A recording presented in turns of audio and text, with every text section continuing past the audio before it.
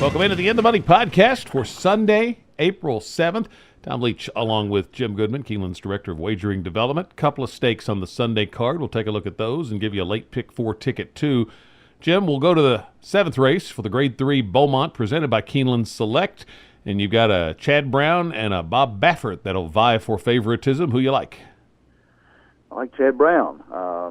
Scratching feedback out of the Ashland on Saturday to run here in a much softer spot, and I think feedback in that maiden special weight race at Saratoga last year was incredible. Won by 8 over some horses that came back and won, and then he came back in a race that you would assume she would have needed, the Forward Gal at Gulfstream, and she won that. Went off at 1-2, so it wasn't a very strong field, but that's a great race to set her up for this one. And the 7 furlongs, obviously she's won at that distance, and I think that she's a good bet in here. I think Mother for Baffert, ships from Santa Anita. I know that Giroux likes this filly. Rode her at Churchill Downs in the Rags to Riches last October, and then they tried her to Charlotte. She only got beat a neck chasing yesterday, so she was on top of her game then. I'm thinking, shipping from Santa Anita here, different track. I just think that that feedback is a little bit better bet. They're both going to be short prices. And Queen of Bees in here for Jorge Abreu is also playable off 2 wins at Gulfstream and dropping back to 7 furlongs where she got her best buyer figure. So this is a 3-horse race to me. I don't think there's any question that the winner's going to come from those 3. Would give feedback the very slight edge over Mother. Yeah, same here. I actually thought feedback would have had a shot in the Ashland. Queen of Bees, if you're looking outside the 2 big favorites, Queen of Bees has been awfully impressive in 3 starts. And then Iva for Wesley Ward won a stake on the synthetic up at Turfway and gets Johnny V to ride, and 8-1. If you want to find a little bit of a price, you might look at that one. But feedback for me over Mother. I couldn't get too creative in the Beaumont. Grade 2 Appalachian presented by the Japan Racing Association is the 8th race, and this is 3-year-old fillies going long on the turf. And I think this is a really good betting race here. I ended up going to Klaus, one of the 2 Chad Browns. This horse won her debut very easily, and this is the kind of move that certainly Chad Brown could make. So I think just off the talent, this one showed first out for Juddmont Farm. Those connections scored on the Friday card with environs. So Klaus for me, Regal Glory, the stablemate, I would take a look at. Naughty Joker, the 7. I know Ken Ramsey has been very high on this one, and the horse ran second in a turf race down at Kentucky Downs. I think you and I may have been there that day. Horse so certainly can, if you handle that grass course, can handle grass. Hadn't been on it since, but I know they think this horse has a lot of talent, and this could be the day it breaks through. Princessa Carolina for Kenny McPeak. This horse was really impressive in the first outing as a 3-year-old. Had a big buyer figure jump, so if she runs back to that or improves on it, she's got to be right there. And I thought Hard Legacy was worth a look off a nice win on this Keeneland turf course last fall. But I'm going to go with Klaus for the win pick. How about you? Yeah, as opposed to the Beaumont, this is a wide-open betting race. And I looked at, I circled 5 or 6 horses. I'm going to wind up going really deep in the pick 4 here. And Klaus is a logical favorite off that maiden special winner at Gulfstream with Chad Brown. I think the Macam Bullet, a horse that you didn't mention for Wesley Ward, ran in the Battaglia. Some like it hot brown, joining back as we tape this today in the Bluegrass, and she didn't run that well that day, but they tried her against the boys, and it wasn't a total failure. And before that, she won by 10.5 at Turfway. So I think she's got a shot. I think Princess Carolina has a shot for Kenny McPeak. I think Regal Glory. I think Naughty Joker. I remember Naughty Joker that day because everybody on the racetrack knew that horse was ready, and she went off at 9-5 that day on her first time out at Kentucky Downs. So she does have a lot of talent.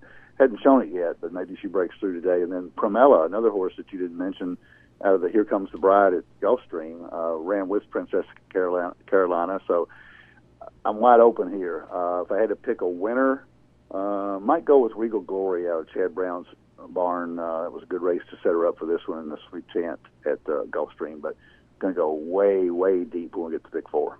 And the 9th race, that'll wrap up the pick 4. So let's go back to the 6th and talk about the pick 4. What's your pick 4 ticket looking like? Okay, I had a hard time picking out a winner here. It's a mile and an eighth on the turf, and I couldn't separate Battle of Memphis for Mark Cassidy, the 7, Keeneland Rock for Maker, the 6, Hierarchy, the 4 for Velasquez, and Midnight Tea Time for Joe Sharp, the 3. And those are the 4 morning line favorites. So I think Mike Battaglia's got it right here. I'm going to use those 4 horses, the 3, 4, 6, 7, and I'm going to throw in Daddy's Cozy at 20-1. You don't get Tyler Gaffley on very often at 20-1, and he may not go off that price, but been competitive at the allowance level at Laurel and at Gulfstream, so I think he's got a shot in here. So I'm going 3, 4, 6, 7, 8 in the first leg. I am going to single the 8 horse in the second leg, hoping that it is a much softer spot for the filly. So I'm going to go 3, 4, 6, 7, 8 with 8. In the third leg in the Appalachian, I'm going to go all there. I couldn't get it less than 5 horses, and I'm going to have a little bit of money since I singled the 8 in the 6th race. So in the 7th race rather. So and then I'm going 1, 6 in the 9th. That race looks like to me that it's a definite 2-horse race. I think that Runnin' Ray, the 1 horse for Joe Sharp, and Ranger up to 6 for Todd Pletcher. Assuming Runnin' Ray does not run on the 6th as we're taping this, I'm not sure if he's going to scratch out of that or not. But if he does scratch out, I'm going to use the 1, 6 Runnin' Ray and Ranger up in the finale.